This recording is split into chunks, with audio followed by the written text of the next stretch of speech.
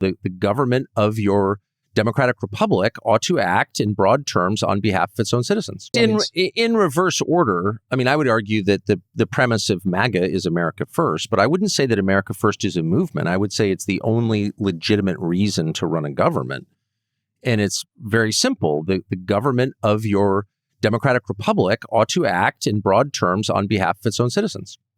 I mean, it's not more complicated than that. There's nothing sinister about it. In fact, anything other than that is sinister because it's illegitimate. For what other reason would you run a democratic republic? And treasonous. There isn't one, actually. So, of course, this has to be in America. You could think of a new name for it if that name makes you uncomfortable. But the idea has to be the reason we have a government, or else we have to get rid of the government because there's no other justification for having a government. Because he says that. But I would say more broadly, because he's defiant.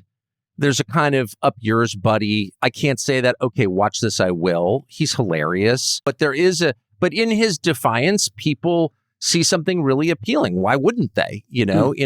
These are kids who've grown up in a world of hectoring and telling them they're bad because of how they were born. And Nick Fuentes is just raising the middle finger to the people saying that and saying up yours. And who wouldn't love that? Of course, people love that.